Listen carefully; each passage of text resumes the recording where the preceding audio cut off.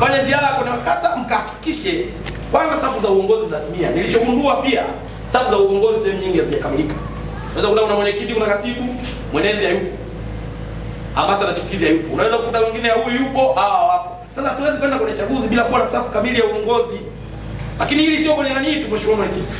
Nadhani hata kwenye chama tujaribu kushika kwenye matawi kule, kuna safu sehemu zingine bado hazijakamilika. Kwa hiyo nikuombe sana mwenyekiti. Lakini kwa nini ninaposema hii haiendi vizuri ni nyinyi, lazima nikulaumu wewe. Lakini wakati nawasema viongozi wangu, na mimi nimekuwa mkweli sana kuongea nao. Nyinyi vijana ndio mna shida zaidi. Nyinyi viongozi wa kwenye makata, Green Guard ndio mna shida zaidi. Kwanza moja, hii tabia ya nyinyi kama vijana, mazungumzo yenu yote ubunge, mazungumzo yenu yote kugombea mnaitoa wapi? Tuna shughuli za kujenga jumuiya yetu na chama. Lakini mheshimiwa mwenyekiti, mimi sioni aibu kusema hili. Wa vijana wa Mbinga tena wa jumuiya lakini na chama hapa. Kazi yao ni kuongea viongozi basi. Tutajenga lini chama hiki? Tutajenga lini jumuiya hii? Wakati kijana anaanza mbunge. Sasa kijana yule diwani. Tunajenga lini chama? Nyinyi ndio wa kwanza shida, viongozi wa vijana. Lakini waambie pia, hili sinalisema hapa kwa wazi. Chama hiki kina utaratibu. Kila baada ya miaka 5 kuna jumuiya mnachagua kiongozi wenu kama mwenyekiti. Na nyinyi mlipopata fursa hiyo, mlimchagua 2017 Bwana Rungu. Lakini chama hiki kina watendaji wa shughuli zote za kila siku za jumuiya. Watendaji hawa wanateuliwa. Akishateuliwa mtendaji muda wote anahamishwa. Mtendaji ana makazi ya kudumu wala makazi maalum. Na ndio maana kiongozi wa vijana kwenye ile sehemu anakuwa ni mkazi wa kudumu. Ndio maana nyinyi mnamchagua kwa kula, lakini mtendaji hamumchagui kwa kula. Kwa hiyo wakati wowote chama kinapoona kinafaa au jumuiya inaona inafaa, inamleta mtendaji kwenye sehemu husika. Na kama mpaka jumuiya secretariat inakaa tena chini ya katibu mkuu Dr. Bashiru Kakulwa, wanaamua kumpeleka mtendaji sehemu, manake wameona jambo. Lakini sisi nasema ukweli, watu wa Mbinga mnakuwa na tabia mbaya sana. Mtendaji hata mwezi hamumtaki. Kwa nini? Alafu unajua ngoja nikwambie, binadamu tunatofautiana. Sasa tuna wajibu kama vijana kuendelea kuwajenga watendaji wetu na viongozi, sio kuwaumiza. Sio kuhakikisha mnawasambaratisha. Mzee Bena mimi nikikosea, hata mwenyekiti wangu alikosea, mnamuita. Unamwambia hapa wewe umekosea. Na sisi ndio jumuiya pekee wakati mwingine tunaruhusiwa kukosea kwa sababu vijana. Sio maana nasema mnatujenga, tukawe viongozi bora. Sasa tunakosea mnatumaliza, sio sawa. Mtujenge, mtusaidie. Katibu wangu hapa anaumizwa sana. Inawezekana ana mapungufu yake na mimi sikatai, kila binadamu ana mapungufu. Lakini katika mapungufu tuangalie aliyo mema kwake. Je, ana jema lipi? Tumsaidie awe kama Simba tunayemtaka. Nafikia mmefanya mambo ya ajabu. Fikia wakati unasikia watu wanampigia katibu, tena vijana wa Chama cha Mapinduzi, Green Guard. Tabia ya ovyo. Hamtoshi, wote mliofanya jambo hilo hamtoshi. Na vijana mkifanya mambo kama hayo hamfai kuwa vijana wa Chama cha Mapinduzi.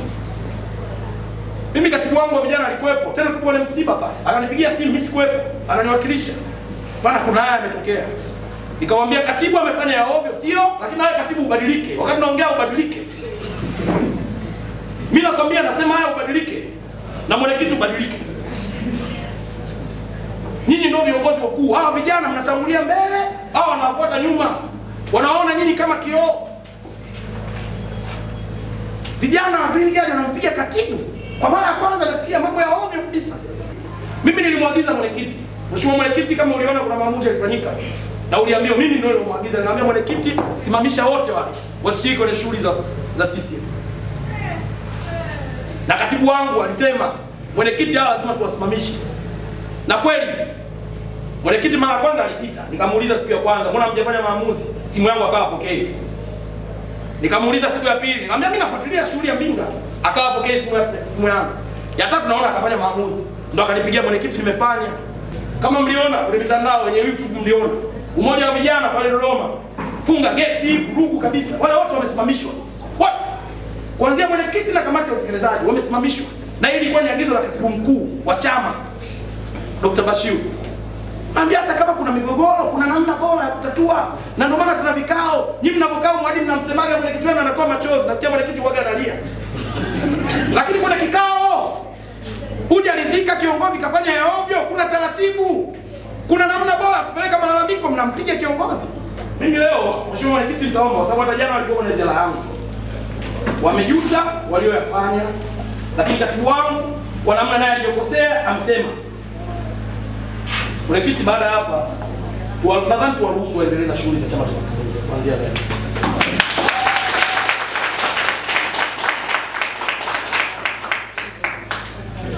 Lakini sio sahihi. Sio sahihi. Vijana tunafundishwa, ndio maana tupo kwenye hii jumuiya, wanatujenga hawa wazee. Tukaje kuwa viongozi wazuri. Leo tunapigana. Ukiwa kiongozi lazima ujitofautishe.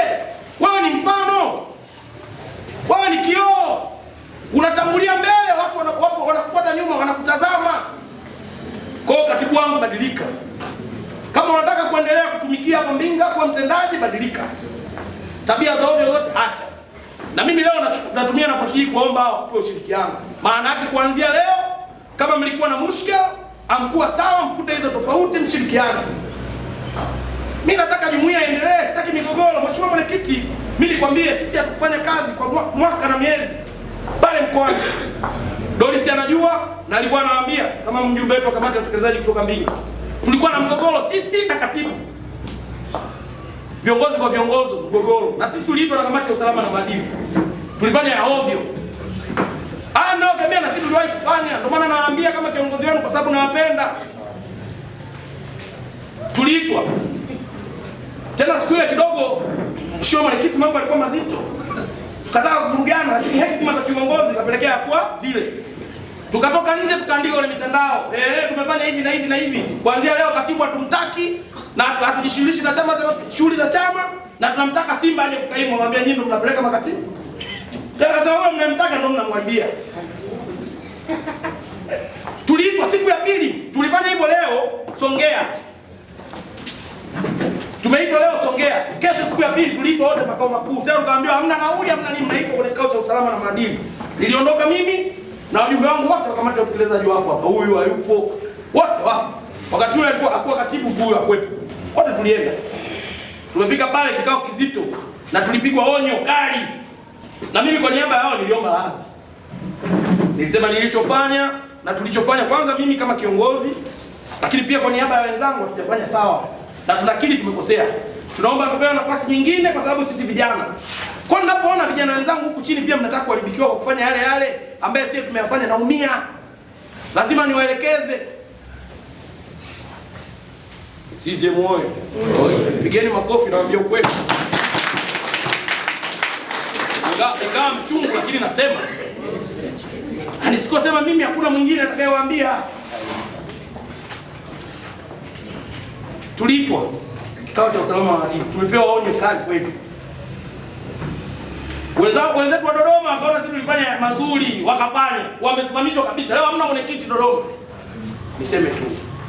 Vijana tupendane. Vijana tusemeane vizuri. Vijana tushirikiane. Kwa sababu hatujui kesho nani atakuwa nani. Baada ya kusema hayo, mwenyekiti wetu wa vijana taifa anasema tukutane kazini. Ni mwenyekiti wetu wa chama Mheshimiwa Dr. John Pombe Joseph Magufuli anasema hapa kazi tu, na mimi nawaambia tukutane kazini. Mungu awabariki sana, asanteni sana.